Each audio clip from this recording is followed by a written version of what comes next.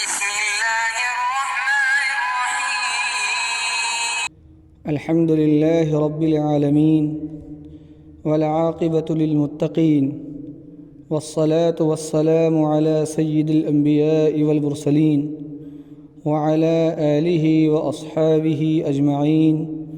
أما بعد، فقد قال النبي صلى الله عليه وسلم: حق المسلم على المسلم 6. قيل ما هن يا رسول الله؟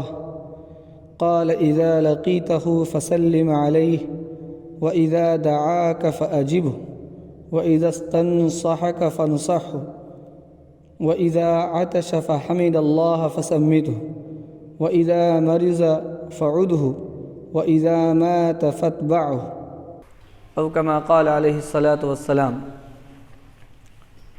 محترم بزرگوں اور میرے دینی بھائیوں، ابھی میں نے نبی اکرم صلی اللہ علیہ وسلم کی ایک حدیث پڑھی ہے۔ یہ حدیث مسلم شریف کے اندر ہے، امام مسلم رحمۃ اللہ علیہ نے لکھی ہے۔ اس حدیث میں مسلمانوں کے حقوق بیان کیے گئے ہیں۔ ایک مسلمان کا دوسرے مسلمان پر کیا حق ہے، اس کو بیان کیا گیا ہے۔ مذہب اسلام میں حقوق کا دائرہ بہت ہی وسیع ہے۔ سب سے پہلے تو اللہ تعالیٰ کے حقوق ہیں، ایمان لانا، نماز پڑھنا، روزہ رکھنا، زکوٰۃ دینا، حج کرنا، یہ سب اللہ تعالیٰ کے حقوق ہیں۔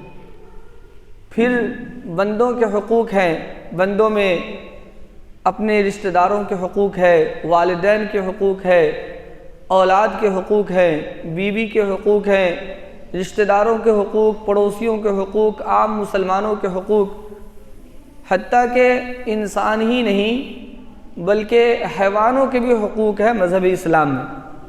حدیث شریف میں آتا ہے، نبی اکرم صلی اللہ علیہ وسلم نے ارشاد فرمایا، پچھلی امت کا واقعہ ہے کہ ایک فاحشہ بدکار عورت وہ جا رہی تھی، اس نے دیکھا کہ ایک کتا جو زمین چاٹ رہا ہے، کیچڑ چاٹ رہا ہے، پیاس سے تڑپ رہا ہے۔ اس کو احساس ہوا، اور وہاں ایک کنواں تھا، کنویں سے پانی نکالنا مشکل تھا۔ اس خاتون نے اپنے دوپٹے کو رسی بنائی اور اپنے چمڑے کے موزے کو ڈول بنایا اور پھر کنویں میں ڈال کر کے پانی نکالا اور اس کتے کو پلایا۔ اس پیاسے کتے کو پانی پلانے کی وجہ سے اللہ تعالیٰ نے اس کی بخشش کر دی، اس کے گناہ معاف کر دیے، وہ جنت کی مستحق ہو گئی۔ اسی طرح سے روایت میں آتا ہے کہ ایک خاتون بلی پالی ہوئی تھی، اس کی بلی دوسرے کے گھر میں چلی جاتی تھی، اس نے سوچا کہ کہیں نہ جائے، اسے باندھ دیا۔ وہ بھوکی پیاسی بلی سسک سسک کر مر گئی۔ اس عورت کو اس کی وجہ سے اللہ تعالیٰ نے جہنم میں بھیج دیا۔ تو اسلام میں جانوروں کے بھی حقوق ہیں۔ ایک بہت بڑے اللہ کے ولی اپنے زمانے کے بڑے اولیاء میں تھے اور بڑے عالم بھی تھے۔ ان کی جب وفات ہوئی، لوگوں نے ان کو خواب میں دیکھا۔ کسی نے پوچھا کہ حضور آپ کی بخشش ہو گئی، جنت میں چلے گئے، آخر کس عمل کی وجہ سے چلے گئے؟ اس اللہ والے نے بتلایا کہ میں تو سمجھتا تھا کہ میں نے بہت سی کتابیں لکھی ہیں، اللہ کی عبادت کی ہے، علم پڑھا ہے، پڑھایا ہے، بہت سے کام کیے ہیں، ان کاموں کی وجہ سے جنت میں جاؤں گا، لیکن نہیں، اللہ نے میری بخشش صرف ایک عمل کی وجہ سے کی، اور وہ عمل یہ ہے کہ میں ایک دن کتاب لکھ رہا تھا، اور پہلے زمانے میں آپ حضرات جانتے ہیں وہ لکڑی کا قلم ہوا کرتا تھا اور روشنائی میں ڈبو کر اس کو لکھا جایا کرتا تھا۔ تو فرماتے ہیں کہ میں جب لکھ رہا تھا اور قلم جب رکھا لکھنے کے لیے، تو ایک مکھی آ گئی، اس قلم پر بیٹھ گئی، پیاسی مکھی تھی، وہ روشنائی چوسنے لگی، پینے لگی۔ تو میرے دل میں خیال آیا کہ یہ اللہ کی مخلوق ہے، اس کو پیاس لگی ہے، اگر میں قلم چلاتا ہوں تو اس کی پیاس نہیں بجھے گی، یہ اڑ جائے گی، اس لیے میں نے اس پر ترس کھایا اور میں نے قلم روکے رکھا، جب تک وہ مکھی پیتی رہی میں نے قلم نہیں چلایا۔ اللہ تعالیٰ کو یہ بات بہت پسند آئی اور اللہ نے کہا کہ میری مخلوق پر تم نے رحم کیا ہے، آج میں تم پر رحم کروں گا، میری بخشش ہو گئی۔ تو مذہب اسلام میں حیوانات کے بھی حقوق ہیں۔ جس مذہب میں کتے، بلی، گھوڑے، گدھے کے حقوق ہو، ظاہر ہے اس میں انسانوں کے حقوق کیسے نہیں ہوں گے؟ اور مسلمانوں کے حقوق کیسے نہ ہوں گے؟ جو مسلمان اللہ تعالیٰ کے توحید و رسالت کے علم بردار ہے، اللہ تعالیٰ کے عبادت گزار ہے۔ مسلمانوں کا دل وہ سادہ کاغذ ہے کہ جس کے اوپر اللہ تعالیٰ کی توحید کا کلمہ لکھا ہوا ہے، تو ظاہر ہے کہ اس انسان کی، اس مسلمان کے حقوق کیسے نہیں ہوں گے؟ بلکہ روایتوں سے پتہ چلتا ہے کہ قیامت کے دن اللہ تعالیٰ بہت سے گنہگار کو، جس نے نماز چھوڑی ہوگی، روزہ چھوڑا ہوگا، زکوٰۃ نہیں دی ہوگی، یہ اللہ کا حق ہے، اللہ کے حق کو جس نے مارا ہے، اللہ تعالیٰ بہت سے گنہگار کو بخش دیں گے، اللہ رحیم ہے۔ لیکن جن لوگوں نے دنیا کے اندر بندوں کے حقوق کو ضائع کیا ہے، بندوں کے حقوق کو پورا نہیں کیا، بندوں کے حقوق میں ڈنڈی ماری ہے، اللہ تعالیٰ اس کی بخشش نہیں فرمائیں گے جب تک کہ آپس میں معافی تلافی نہ ہو جائے۔ بڑا سخت معاملہ ہے۔ میدان محشر میں بہت سے قائم اللیل اور صائم الدہر، جو پکے نمازی تھے، روزے دار تھے، حج کرنے والے تھے، زکوٰۃ دینے والے تھے، صرف اس وجہ سے مجرم کے کٹہرے میں کھڑے ہو جائیں گے کہ انہوں نے دنیا کے اندر انسانوں کے حقوق اور بندوں کے حقوق دبائے۔ آپ صلی اللہ علیہ وسلم نے ایک مرتبہ فرمایا، من المفلس، اے لوگوں بتاؤ کہ مفلس کون ہے، غریب کون ہے؟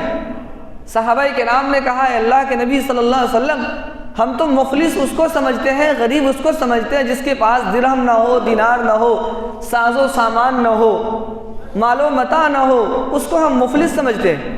آپ صلی اللہ علیہ وسلم نے فرمایا کہ نہیں، ہماری امت کا مفلس وہ ہے جس نے دنیا سے اس حالت میں، جو دنیا سے اس حالت میں آیا کہ اس کے پاس نماز بھی ہے، روزے بھی ہے، حج بھی ہے، زکوٰۃ بھی ہے، بہت ساری نیکیاں ہیں، لیکن ساتھ ہی دنیا میں کسی کا مال دبایا تھا، کسی کا حق دبایا تھا، کسی کو ناحق مارا تھا، کسی کو نقصان پہنچایا تھا، کسی کو تہمت لگائی تھی، کسی کی غیبت کی تھی، کسی سے حسد کیا تھا، کسی کو تکلیف پہنچائی تھی، کسی کا مذاق اڑایا تھا، یہ سب کچھ کر کے آیا، اور قیامت کے دن بدلہ عمل کے ذریعے سے دیا جائے گا۔ اب اس کی جو نیکیاں تھیں، ان نیکیاں ان مظلوموں کو دے دی گئی، نیکیاں ختم ہو گئی، مظلوموں کے حق باقی رہ گئے، اب ان مظلوموں کے گناہ اس کے اوپر لاد دیے جائیں گے، اسے جہنم میں بھیج دیا جائے گا۔ میری امت کا اصل غریب اور اصل مفلس یہ۔ تو حقوق العباد کا معاملہ بڑا سخت ہے۔ انسان اگر اللہ کے حق کو ادا نہیں کرتا تو ممکن ہے اللہ معاف بھی کر دے، لیکن اگر بندوں کے حقوق کو ادا نہیں کرتا تو اللہ تعالیٰ کی معافی نہیں ہوگی۔ اس کا ہرگز یہ مطلب نہیں ہے کہ میں آپ حضرات سے یہ کہنا چاہتا ہوں کہ نماز روزہ چھوڑ دیں اور بندوں کے حقوق ادا کرتے رہیں، ہرگز میرا یہ مطلب نہیں۔ میرا مطلب یہ ہے کہ جس طرح سے آپ نماز کو عبادت سمجھتے ہیں، روزہ کو عبادت سمجھتے ہیں، توبہ استغفار کو، تلاوت کو ہم عبادت سمجھتے ہیں اور اس کی اہمیت سمجھتے ہیں، اسی طریقے سے بندوں کے حقوق کی ادائیگی کی بھی اہمیت سمجھنی چاہیے۔ یہ مطلب نہیں ہے کہ آپ اللہ کے حق کو چھوڑتے جائیں اور بندے کے حقوق کو ادا کرتے جائیں۔ جس طرح سے اللہ کے حقوق کی اہمیت ہمارے دل و دماغ میں ہے، اسی طریقے سے بندوں کے حقوق کی اہمیت بھی ہمارے دل و دماغ میں، یہ مطلب ہے میرا۔ بندوں کے بہت سے حقوق ہیں۔ امام غزالی رحمۃ اللہ علیہ نے اپنی کتاب کیمیاء سعادت کے اندر ایک مسلمان کے دوسرے مسلمان پر 23 حقوق لکھے ہیں۔ ان 23 حقوق کا خلاصہ اگر ایک لفظ میں کرنا چاہیں تو وہ لفظ ہے محبت۔ 23 حقوق کا خلاصہ ایک لفظ میں کرنا چاہیں تو وہ لفظ ہے محبت۔ ایک مسلمان دوسرے مسلمان سے محبت کرے۔ انما المؤمنون اخوہ، مسلمان آپس میں بھائی بھائی۔ قرآن کہتا ہے کہ فَإِن تَابُوا وَأَقَامُوا الصَّلَاةَ وَآتُوا الزَّكَاةَ فَإِخْوَانُكُمْ فِي الدِّينِ۔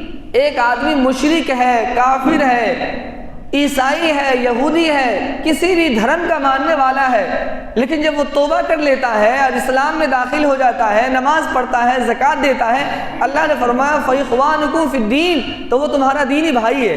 اس کو نہ دیکھو کہ پہلے وہ کیا تھا، اس کو نہیں دیکھنا، بس یہ دیکھنا ہے کہ اسلام قبول کر لیا تو ہمارا وہ دینی بھائی ہے۔ اور مسلمانوں کی شان یہ بتائی گئی، رحماء بینہم، مسلمان آپس میں ایک دوسرے پر رحم کرنے والے ہوتے ہیں۔ مسلمان کا معاملہ یہ ہے کہ مسلمان آپس میں ایک دوسرے کے ساتھ رحم کرنے والے، ایک دوسرے سے محبت کرنے والے ہوں، یہ مسلمان کی شان ہے۔ صحابہ کرام کے حالات کو دیکھیے، صحابہ کرام کے ہاں یہ مثالیں ملتی ہیں۔ حضرت سلمان رضی اللہ عنہ یہ فارس کے رہنے والے ہیں، حضرت صہیب رضی اللہ عنہ روم کے رہنے والے ہیں، حضرت بلال رضی اللہ عنہ حبشہ کے رہنے والے ہیں، حضرت ابو ذر قبیلہ غفار سے تعلق رکھتے ہیں، حضرت طفیل رضی اللہ عنہ قبیلہ دوس سے تعلق رکھتے ہیں، حضرت ابو سفیان رضی اللہ عنہ یہ بنو امیہ سے تعلق رکھتے ہیں، لیکن جب اسلام قبول کر لیتے ہیں تو وہ سب کے سب آپس میں بھائی بھائی ہیں، اور ایسی محبت ہے اور ایسا ایثار اور ایسی قربانی ہے ان کے درمیان کہ جس کی مثال پیش کرنے سے دنیا قاصر ہے۔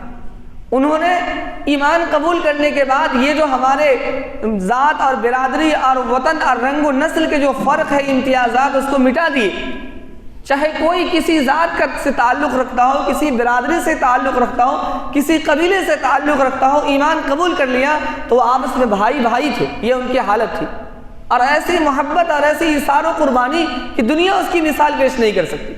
آپ حضرات نے بارہا سنا ہوگا فضائل اعمال کے اندر کہ ایک جنگ کا موقع تھا، ایک صحابی اپنے بھائی کو پانی پلانے کے لیے چلے کہ دیکھتے ہیں میرا بھائی کہیں زخمی ہوگا، پیاس لگی ہوگی تو اسے پانی پلا دوں گا۔ پانی ساتھ میں لے کر جاتے ہیں، اپنے بھائی پر نظر پڑتی ہے، ان کا بھائی زخمی ہے، ابھی مرنے والا ہے، تھوڑی دیر میں اس کی موت آنے والی ہے، تڑپ رہا ہے، بے چین ہے۔ بھائی کے پاس پانی لے کر کے گیا، سامنے سے ایک آدمی کڑا آتا ہے، پانی مانگتا ہے۔ اب اس کے بھائی نے جو زخمی حالت میں ہے، مرنے والا ہے، وہ خود پانی نہیں پیتا اور اشارہ کرتا ہے کہ پہلے اس کو دے دو۔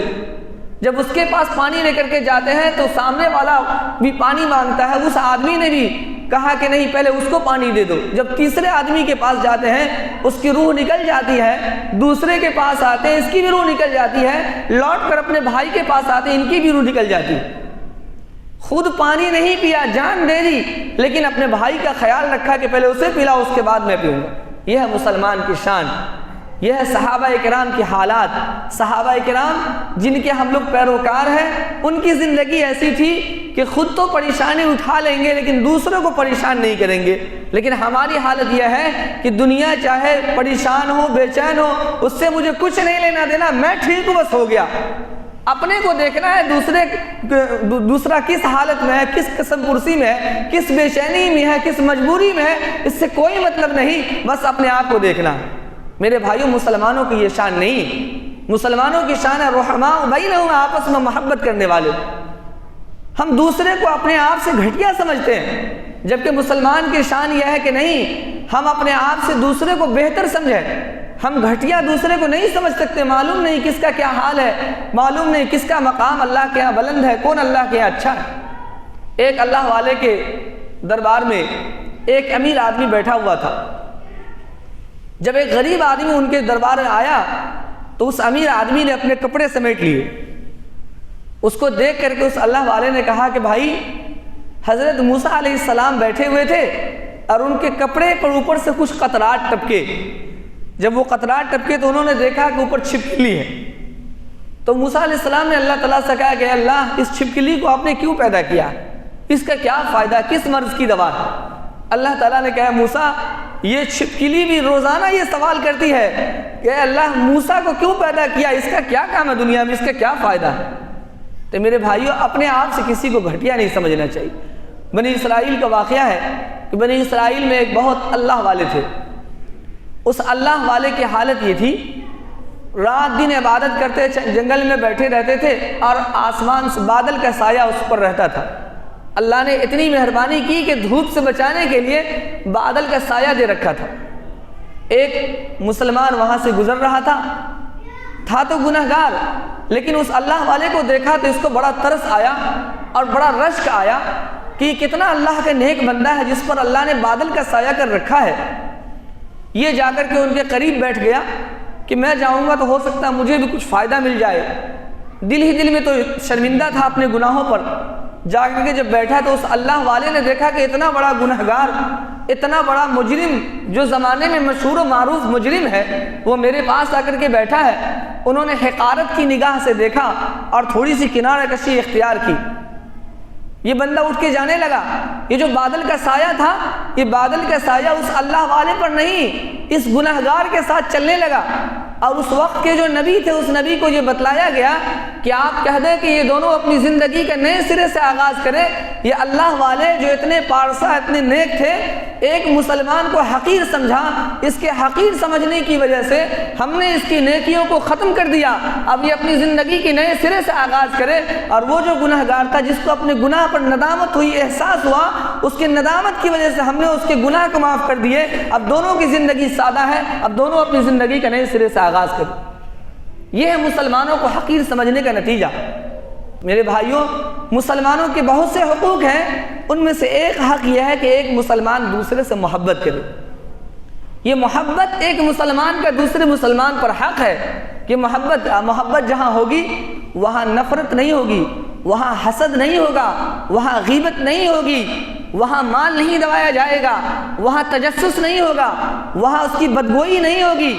جہاں محبت ہوگی وہاں پر اتحاد ہوگا، وہاں اتفاق ہوگا۔ اس لیے کہا گیا کہ مسلمان ایک دوسرے سے محبت کرے، یہ مسلمانوں کا پہلا حق۔ میں نے ابھی خطبے کے اندر جو روایت پڑھی ہے، اس روایت میں ایک مسلمان کے دوسرے مسلمان پر 6 حقوق بیان کیے گئے ہیں۔ ان میں سے پہلا حق فرمایا کہ جب اذا لقیتہ فسلم، جب مسلمان کسی مسلمان سے ملاقات کرے تو سب سے پہلا حق ہے کہ وہ مسلمان اس کو سلام کرے۔ یہ سلام، یہ پہلا حق ہے۔ لیکن سلام کس موقع پر کرنا چاہیے؟ کس موقع پر سلام کرنا منع ہے؟ سلام کا کیا طریقہ ہے؟ اس کی کیا فضیلت ہے؟ انشاءاللہ اس کو آئندہ جمعہ میں بیان کیا جائے گا۔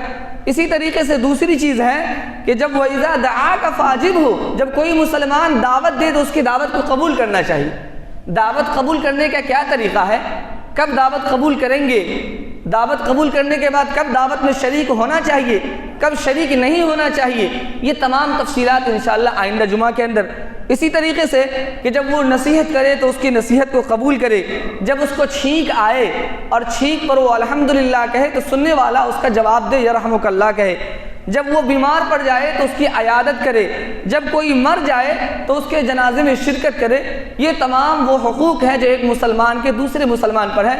ان تمام حقوق کو ایک جمعہ میں بیان کرنا بہت مشکل ہے، بلکہ ناممکن ہے۔ انشاءاللہ ان تمام حقوق کو آئندہ جمعوں کے اندر ایک ایک کر کے انشاءاللہ بیان کیا جائے گا۔ اللہ تبارک و تعالی ہم سب کو اس پر عمل کرنے کی توفیق عطا فرمائے۔ وآخر دعوانا الحمدللہ رب العالمین۔